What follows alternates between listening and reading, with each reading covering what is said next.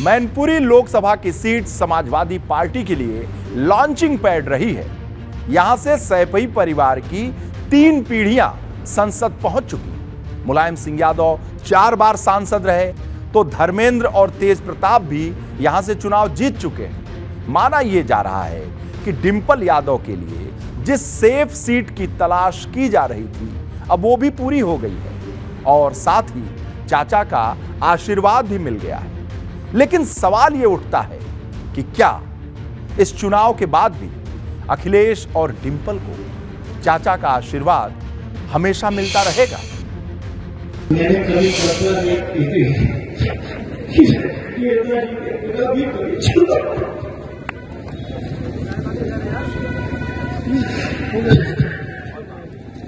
नेताजी इसलिए मेरे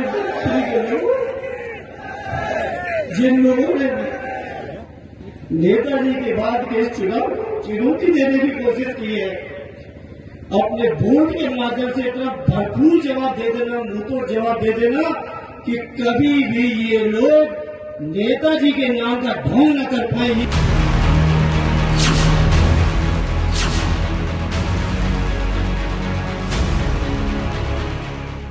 मैनपुरी में सपा के लिए यह चुनाव एक सीट जीतने या हारने का नहीं है। ये चुनाव नेताजी की विरासत बचाने का है, परिवार की प्रतिष्ठा बचाने का है और 24 के लिए नया संदेश पैदा करने का है। डिंपल जब पहली बार जनसभा के लिए मैनपुरी के चुनावी मैदान में उतरी तो बात बात पर नेताजी का जिक्र था, अखिलेश के लिए फिक्र था। ये चुनाव जो होने जा रहा है ये मेरा चुनाव नहीं है, ये समाजवादी पार्टी का चुनाव है। हर एक कार्यकर्ता समाजवादी पार्टी का जो यहाँ उपस्थित है ये उनका चुनाव है और ये नेताजी का चुनाव है। और मुझे पूरा भरोसा है कि इस चुनाव में हम लोग ऐसी जीत हासिल करेंगे जैसा अवधेश प्रसाद जी ने कहा भी कि इसका डंका पूरे हिंदुस्तान में बजेगा। मैनपुरी नेताजी की कर्मभूमि रही है। नेताजी कर्मयोगी, नेताजी ऐसे कर्मयोगी थे जो सदैव हम सभी के हृदय में हमेशा रहेंगे। डिंपल ने मंच से चाचा शिवपाल का नाम भले ना लिया हो, लेकिन अखिलेश चाचा को याद करना नहीं भूल रहे। शुक्रवार को जब उन्होंने करहल में बूथ सम्मेलन को संबोधित किया तो चाचा शिवपाल की जसवंत नगर सीट और अपनी करहल सीट के बीच वोट की रेस लगवा दी। और जो थोड़ी बात चर्चा में रहती थी बगल की विधानसभा की, कल सबसे पहले आकर के चाचा उनसे भी मिलने लिया। तो असली बात यही है कि अब मुकाबला होना है करहल और जसवंत विधानसभा में कौन ज्यादा वोट।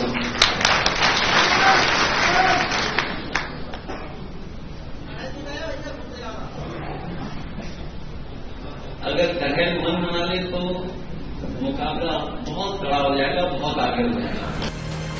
यानी अखिलेश जसवंत नगर और करहल के दम पर ही मैनपुरी को फतेह कर लेना चाहते हैं। लेकिन लोगों को ये भी याद है कि ये वही अखिलेश है जो एक वक्त में शिवपाल से इतने नाराज थे कि भाजपा वालों से शिवपाल को उनकी पार्टी में ले लेने की सलाह तक दे दिया करते थे। बीजेपी लेना चाहती है हमारे चाचा को तो अच्छी बात है, ले लें जल्दी। अरे चाचा को अगर बीजेपी लेना चाहती है तो देर क्यों कर रहे हैं? आप खुद सोचिए ना कि बीजेपी के लोग आखिरकार देर क्यों कर रहे हैं। मुझे नहीं नाराजगी पता, ये बीजेपी बता सकती है कि वो क्यों खुश है। कहते थे कि चाचा कहीं चले जाए, सारे रास्ते उनके लिए खुले हैं, उन्हीं चाचा के दरबार में जाकर के शरणागत पड़े हैं। ये साफ इंगित कर रहा है, एक बच्चा जान रहा है कि समाजवादी पार्टी पूरी तरह चुनाव हार रही है। इसी से भयभीत होकर के चाहे घर घर घूमने की बात हो अखिलेश जी की या चाचा की शरण में जाने की बात हो, ये सारे काम कर रहे हैं। अभी अखिलेश की लंबी सियासत बाकी है, कदम कदम पर आने वाली आफत बाकी है और राजनीतिक रिश्तों में काफी अदावत बाकी है, क्योंकि अधिकतर लोग यही मानते हैं कि जो तूफान शांत हुआ है वो एक ना एक दिन फिर खड़ा होगा। ये जो मुलाकात और समर्थन है, मैं पहले भी कह चुका हूँ कि ये एक इमोशनल है और तात्कालिक है। इसका पार्ट आगे लाभ शिवपाल सिंह को मिलता नहीं दिख रहा है, क्योंकि एक तरफ राम गोपाल जी हैं अखिलेश के लिए, एक तरफ शिवपाल सिंह जी। तो वोट ज़्यादा पड़ला भारी रामगोपाल जी की तरफ जाता है।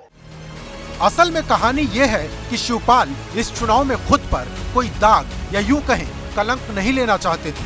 नेताजी के निधन के कुछ दिनों के बाद होने वाले इस उपचुनाव में कोई ऐसा मौका नहीं देना चाहते थे जिससे नेताजी के समर्थकों या परिवार के लोगों के बीच कोई गलत मैसेज जाए। यही वजह रही कि इस हार में भी उन्हें अपनी जीत दिखाई दे रही। ऐसा कहा जा सकता है कि अगर उनकी पार्टी को देखें तो पार्टी के हिसाब से ये हित उनके लिए बहुत ठीक नहीं होगा, उनके हित में नहीं है, लेकिन फिर भी उन्होंने ये निर्णय लिया। तो मुझे लगता है अब शिवपाल को किसी बड़ी जिम्मेदारी के लिए अखिलेश कंसीडर करेंगे, उसकी उम्मीद और भी कम हो जाती है, क्योंकि अखिलेश को लगेगा कि अगर वो भावनात्मक स्तर पर हमसे जुड़े हुए हैं तो वो जुड़े ही रहेंगे, चाहे अपनी पार्टी को उनको नेगलेक्ट भी क्यों ना करना पड़े। कुल मिलाकर ये तो एक तरीके से एक दुकान थी समाजवादी पार्टी, जो कि नेताजी ने अपने भाइयों के साथ मिलकर खोली, और उसके बाद में उनके अन्य सहयोगी भी थे। सहयोगी धीरे धीरे किनारे हो गए, भाई आए, फिर उसके बाद बेटा आ गया, भतीजे आ गए, उसके बाद में फिर भाई भी किनारे हो गए। समाजवादी पार्टी की कहानी एक है, किरदार भी एक है और शायद अंजाम भी एक है। शिवपाल अभी झुके हुए दिखाई तो देते हैं, लेकिन जब निकाय चुनाव होंगे तो रिश्तों के बीच राजनीति का रस फिर नया स्वाद पैदा करेगा। नई ऊर्जा कहाँ है? आपस का जो मतभेद है, झगड़ा है, वो अभी थोड़े बहुत दिन के लिए भले ही शांत हो गया हो, लेकिन हमारे सब इस क्षेत्र के लोग तो जान रहे कि ये कुर्सी के लिए लात जूता कर रहे, ये तो सब जान ही रहे। एका कहाँ है? जब तक मुलायम रहे शिवपाल उनकी बातों को मानते रहे, यानी शिवपाल के लिए सिर्फ एक ही नेता थे, वो थे मुलायम। ये बात अलग है कि विधानसभा चुनाव में शिवपाल ने अखिलेश को नेता मान लिया था, लेकिन उसमें भी मुलायम की बड़ी भूमिका थी। हालांकि प्रसपा के नेता शिवपाल के त्याग और समर्पण की दास्तान बार बार सुनाते हैं। लालच आदरणीय शिवपाल सिंह यादव साहब ने कभी नहीं करी। जब नेता प्रतिपक्ष से, आपको भी याद है, हमको भी याद है कि आजम खां वापस पार्टी में आए, उन्होंने एक सेकंड नहीं लगाया, पद छोड़ दिया। तो पद की लालच, राजनीति लालच की कभी उन्होंने नहीं करी। जो नेताजी का आदेश होता था, नेताजी की जो विचारधारा, उसको ले जाने का वो काम करेंगे। किसी पद और लालच की राजनीति आदरणीय शिवपाल सिंह यादव साहब ने कभी नहीं करी। समाजवादी पार्टी के सियासत की तस्वीर साफ है। ये दो भाइयों के बीच का झगड़ा है। एक तरफ शिवपाल यादव हैं, तो दूसरी तरफ रामगोपाल यादव। अखिलेश यादव के लिए शिवपाल से ज्यादा रामगोपाल यादव अहमियत रखते हैं, और यही वो दीवार है जो चाचा भतीजे को अलग करती है। यानी अगर रामगोपाल और शिवपाल दिल से एक हो जाएं, तो अखिलेश और शिवपाल के एक होने में ज्यादा देर नहीं लगेगी। Bureau report, ABP Ganga.